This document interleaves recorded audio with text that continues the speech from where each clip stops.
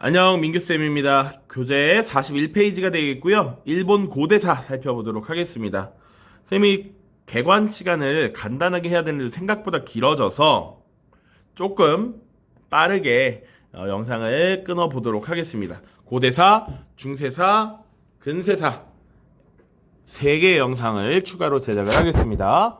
고대사부터 보도록 하죠. 선생님, 고대사는 보통 막부가 등장하기 이전까지라고 했습니다.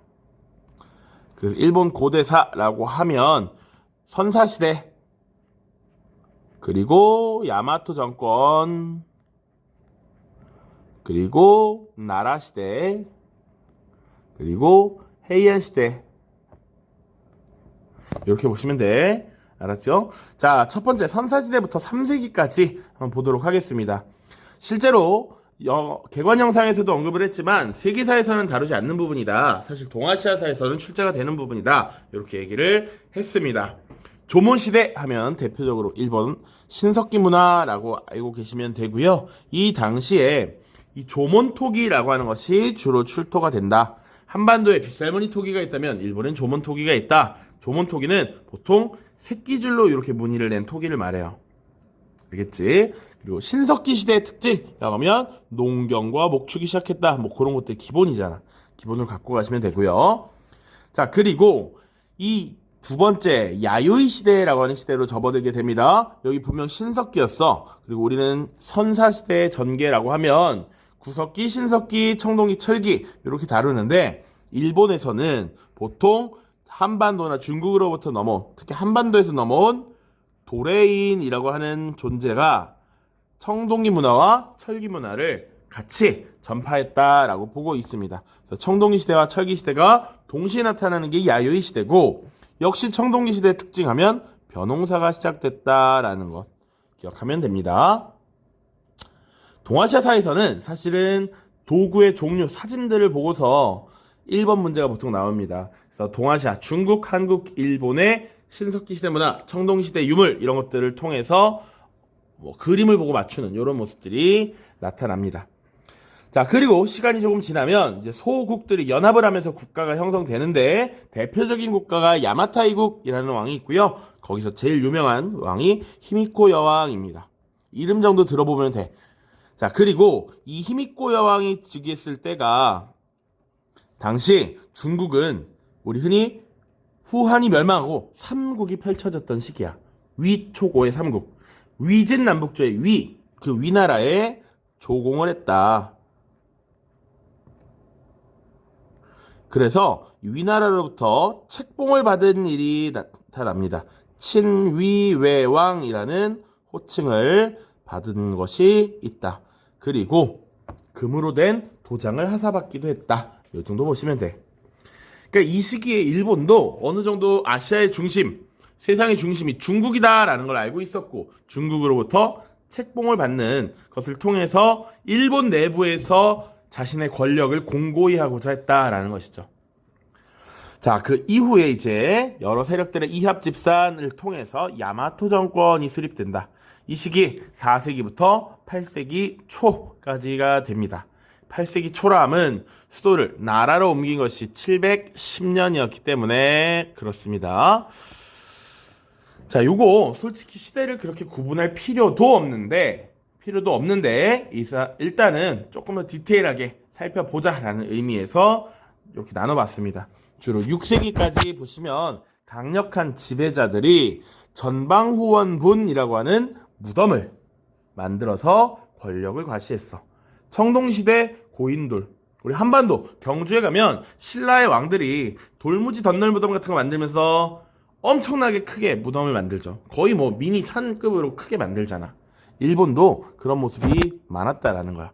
하늘에서 이렇게 내려다 보면 전방, 앞쪽은 네모나타라는 거야. 그리고 뒤쪽은 동그랗다라는 겁니다. 전방 후원 분야. 그래서 이 주변에 이게 무덤이고요. 요거 이렇게 뽕긋하게 세워놓은 거야. 그리고 나서 이 주변을 물길로 둘러놓습니다. 쉽게 도굴도 어렵겠죠? 요렇게 있어. 위에서 보면 이렇게 생긴 게 전방 후원분이다. 규모가 엄청나고요. 권력을 과시하기 위한 용도였다. 그리고 백제로부터 불교를 수용했다라고 하는 것도 이 시기입니다. 6세기 이전이야.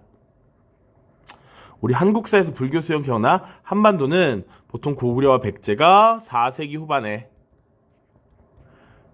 우리 한국사도 어차피 시험은 보긴 보니까 4세기 후반에 수용했죠. 고구려는 소소리망 때, 백제는 침류왕 때, 그리고 신라는 6세기 중반이 되어서 공인합니다. 공인. 들어온 것 자체는 고구려로부터 들어오는데 실질적으로 이것을 귀족들이나 이런 세력들이 받아들이는 게 늦었다. 법흥왕 때였습니다. 법흥왕. 자, 그 다음입니다. 자, 이 야마토 정권 하에서 나름 중앙 집권 체제를 강화하고자 노력했던 인물이 있어. 그런 인물, 야마토 정권 쇼토쿠 태자 인물 매치시켜서 기억은 해놓을 필요가 있습니다. 한반도와 중국의 선진 문화를 수용했고요. 중앙 집권 체제를 강화하기 위해 노력했습니다. 그래서 한반도에서 사람들이 넘어와서 뭐 쇼토쿠 태자의 스승을 했다 이런 것들도 나오잖아. 그쵸? 적극적인 불교 진흥책을 추진했다라고 해서 이 시기에 불교 문화가 꼽히게 되는데 그 문화를 아스카 문화라고 합니다. 7세기 이후에는 이제 당시 수나라가 통일됐습니다. 수나라가 수라고 하는 나라가 581년 건국되어서 589년에 통일을 했단 말이지. 그지? 그래서 이 이후에 통일제국 수가 어느 정도 율령 체제를 갖춰가는 모습이 나타나. 물론 그 뒤에 금방 대운하공사라든지 무리한 고구려 침공으로 인해서 약해져서 당나라로 넘어갔지만 어쨌거나 강력한 통일제국을 구성한 수나라에 사신단을 파견해서 발달된 문물을 받아들이고자 했다. 쇼토쿠 태자 시기고요. 이후에 이게 견당사로 계승이 되죠. 견수사 파견. 자, 그리고요. 사실 이런 중앙집권화 노력 속에서도 귀족들의 전횡이 있습니다. 당시 귀족들이 엄청나게 성장을 합니다. 당시에 당나라, 수나라 당나라로부터 여러 가지 공부를 하고 돌아온 세력이 이 귀족 세력이었던 소가씨를 제거하고 추진한 일련의 개혁이 다이카 개신입니다. 보통 새롭게 고치다라는 의미잖아, 한자로. 그래서 여러 가지 제도 개혁이 추진되는데 이 목적 자체가 일단 호족 세력을 견제하고 역시 중앙 집권 체제를 확립하기 위함이다. 특히나 이 시기는 당나라로부터 율령 체제라고 하는 것을 수용하고 관제를 정비하게 되는 것이죠. 물론 율령 체제라고 해서 받아들이고 시스템을 만드는 게 갑자기 하루 만에 딱딱딱딱 뚝딱 이렇게 끝나지 않아. 그러다 보니까 뭐 여러 시기에 걸쳐서 다양한 모습들이 확립이 되는 겁니다. 그 중에 우리가 알아야 될 것들이 뭐냐라고 하면 7세기 말 일본의 국호를 사용하였다. 그리고 흔히 우리가 아는 일본의 왕, 천황, 덴노라고 하는 칭호를 사용했다. 요 정도 보시면 돼. 7세기 말이야, 7세기 말. 자, 그리고 이후에 다이오 율령이라고 하는 것이 반포가 됩니다. 요것도 사실은 조금 더 동아시아사에서 강조되는 부분이긴 한데 이런 율령의 반포를 통해서 여기 관제 정비도 있었잖아. 관제 정비. 관청을 어떻게 설치할 것인지 이런 것들. 이관 팔성제를 도입했다. 중국의 당나라는 보통 삼성 육부제라고 하잖아. 그 삼성 육부제와 비슷한 형태로 이관 팔성제를 도입했다. 이 이관 중에서 태정관이라고 하는 것 하나 기억해두면 좋아요. 이거는 우리 한국사에서도 독도 얘기할 때 다뤘습니다. 국가의 정무를 총괄하는 최고 기구로서 태정관을 두었다. 그럼 1관이지. 그럼 2관은 뭐냐? 주로 신기관이라고 해서 신에 대한 제사 이런 걸 담당하는 관청을 두었습니다. 일본이 이 다양한 신에 대한 제사 이런 풍습들이 아직도 많이 남아 있어요. 신사도 되게 많잖아. 이런 영향들이 뭐 과거부터 있었다라는 것이지. 신에 대한 제사 이런 것들을 주관한다. 신기관입니다. 그리고 농민들에게 토지를 분급합니다. 이거 당나라의 뭐 북위 이래로 시행된 균전제와 비슷하다라고 보시면 되고요. 이런 제도를 반전수습법이라고 했습니다. 이것은 당나라 때 시행된 균전제와 유사하다. 그럼 균전제는 왜 실시되었어? 토지를 일정 연령이 된 사람에게 토지를 나눠주고 그것을 기반으로 경제 생활을 하되 조용조의 세금과 부병의 의무를 지게 한 것이죠. 일본도 마찬가지였을 것이다. 비슷한 목적으로 반전수습법이라는 걸 실시해서 농민들에게 토지를 나눠주었다.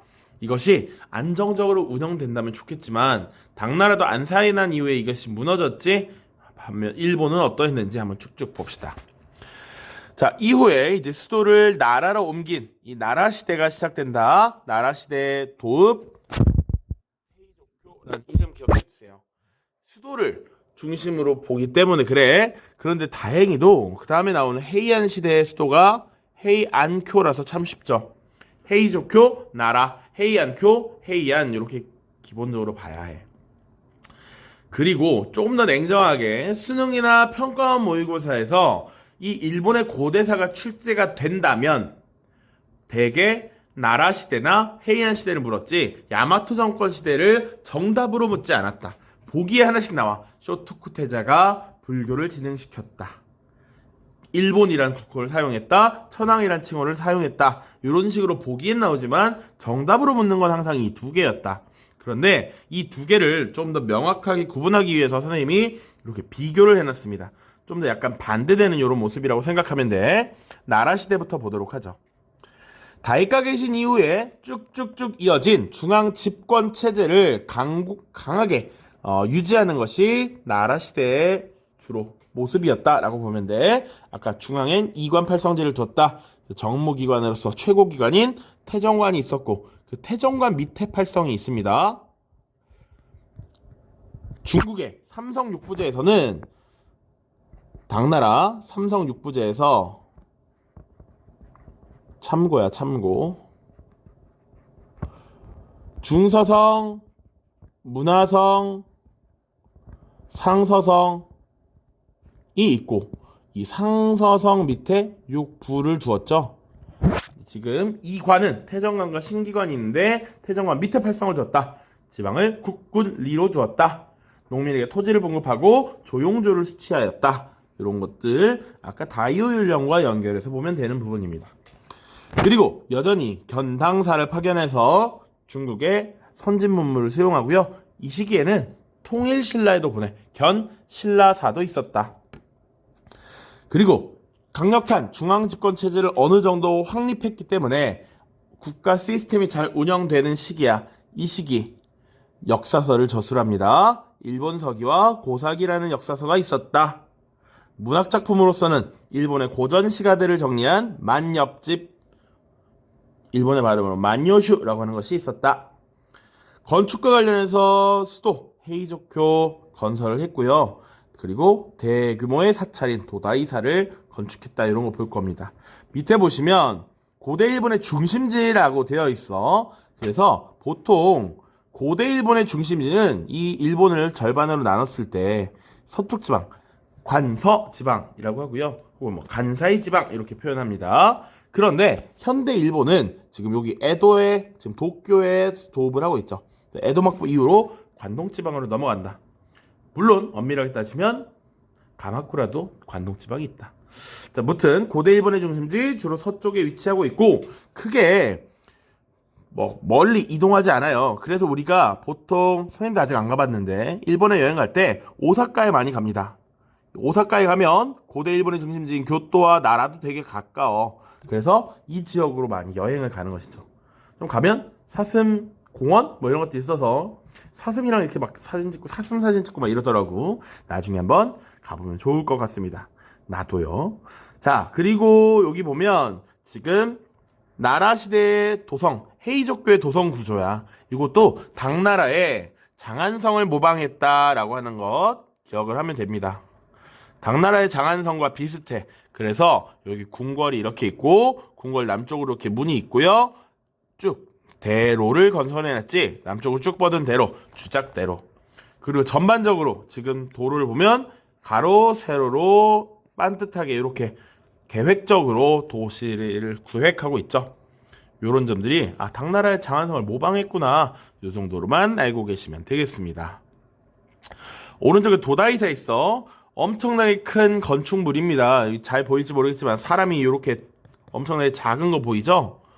거의 뭐 요렇게 요만큼이 돼 있잖아. 요만큼. 색깔이 잘 안 보이면 요만큼. 그지? 이 여기는 불상도 사실 실제로 요렇게 들어 있습니다. 엄청 커요. 그 말은 이 부처님을 먼저 만들고 그를 감싸는 전각을 만들었을 수 있다는 것이지. 어쨌거나 그만큼 크다. 대규모의 사찰을 건축했다라는 거야. 그렇게 기억하시면 돼. 자, 그 다음 해이안 시대입니다. 해이안 시대는 나라 시대보다는 훨씬 길어. 나라 시대는 약 85년밖에 되지 않지만 해이안 시대는 거의 400년 가까이 된다. 그래서 초기에는 여전히 뭐 강력한 왕권, 중앙집권 시스템을 구축했을 수 있지만 시간이 지나면 지날수록 지방 분권화 경향이 강해진다라는 게 특징이야. 그리고 분명히 나라 시대 때 반전수습법이라고 하는 제도를 실시했는데 뒤로 가면 갈수록 토지를 제대로 나눠줄 수 있었을까? 어렵다. 그러다 보니 왕권, 덴노의 권한은 약화되고 귀족과 호족들이 장원을 확대한다. 그리고 당연히 반전수습법에 의해서 토지를 나눠주기 어려워지니까 그런 토지에 대한 장악력도 떨어지고 귀족과 호족들이 그 토지들을 매입하거나 빼앗아서 개인의 토지를 계속 사유로 확대하는 것이지. 장원은 사유지야, 사유지. 개인의 사유지가 점점 커지고 자신들의 노비나 일꾼들을 고용해서 이 사유지를 경작하는 모습들, 부를 축적하는 모습들이 나타나죠. 그런데 이런 장원이 워낙 확대되다 보니 이를 지켜내기 위해서 이 무사들을 고용하게 되고요. 이 무사들이 세력을 결집시켜서 무사단이 형성되기도 한다. 그래서 실제 해이안 시대 말기가 되면 이런 무사단들이 성장하고 무사단들의 그런 전투들이 벌어지면서 세력이 합쳐지기도 하고 분해되기도 하는데 심지어 이런 무사단들이 정치에 개입하는 이런 모습들도 나타나게 된다까지 보시면 돼. 그것이 해이안 시대 이후 그 다음 시대인 막부 정권으로 넘어가게 되는 계기가 된다. 자, 그리고 점점 이 해이안 시대가 뒤쪽으로 흘러가게 될수록 동아시아의 정세도 급격하게 변화합니다.